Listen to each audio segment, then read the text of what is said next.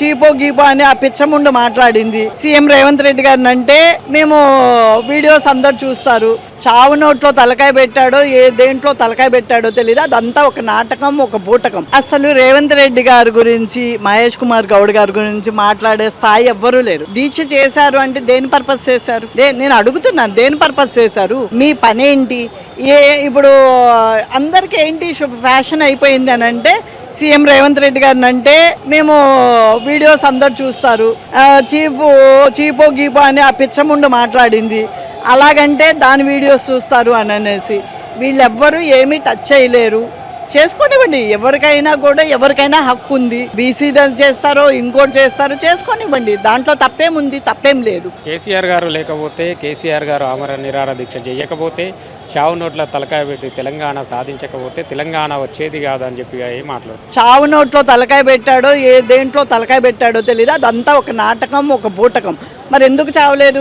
యూనివర్సిటీలోనే 100 మంది పిల్లలు చనిపోయారు, వాళ్ళు చచ్చారు. వీళ్ళ ఫ్యామిలీలో అయితే ఎవరు చావలేదు కదా. వాళ్ళకెవరికి ఒక జాబ్ కానీ, ఒక ఎమ్మెల్సీ కానీ, ఒక ఎంపీ కానీ రాలేదు. వీళ్ళ దాంట్లో మినిస్టర్లు, ఎమ్మెల్యేలు, ఎంపీలు వీళ్ళ కుటుంబాలకు వచ్చినాయి. నేను అడుగుతున్నారు, మరి వీళ్ళెందుకు ఎవ్వరు ఆ ధైర్యం ఎందుకు చేయలేదు? ఆయన చేసింది నాటకం. ఇది సోనియా గాంధీ గారు అనుకున్నారు కాబట్టే, సోనియా గాంధీ గారు తెలంగాణ ఇవ్వాలనుకున్నారు కాబట్టే తెలంగాణ వచ్చింది. అది కేసీఆర్ గారే ఎన్నోసార్లు చెప్పారు.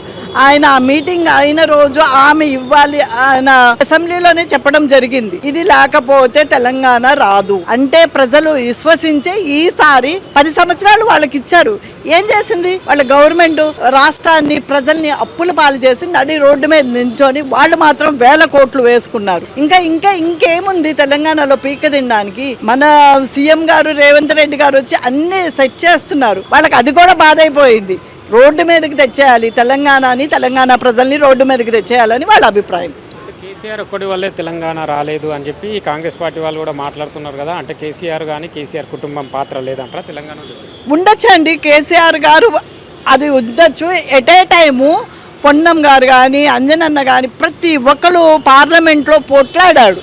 అప్పుడు వాళ్ళ మీద స్ప్రే వేస్తున్నా కూడా వాళ్ళు తెలంగాణ ఇవ్వాలని మేడంతో కూర్చొని మాట్లాడి, అప్పుడున్న కాంగ్రెస్ గవర్నమెంట్లో వీళ్ళందరూ ఫైట్ చేశారు. వాళ్ళ కోమటిరెడ్డి వెంకటరెడ్డి గారు, రాజగోపాల్ రెడ్డి గారు, ఇలా ప్రతి ఒక్కరు పేరు అంటే నేను అన్ని పేర్లు చెప్పలేకపోవచ్చు. ప్రతి ఒక్కరు పావని గౌడ్ చెప్పినట్టుగా చావు తలకాయ నోట్లో, మరి చావలేదు కదండి. చావు నోట్లో తలకాయ ప్రతిసారి అని మేము అంటాం, దానికంటే 1000 సార్లు అంటాం. సోనియా గాంధీ ఇవ్వాలనుకున్నారు కాబట్టి, మా నాయకులు పడుతున్న ఇబ్బందుల్ని చూడలేక ప్రజలు కోరుకుంటున్నారు కాబట్టి ఆ రోజు తెలంగాణ వచ్చింది.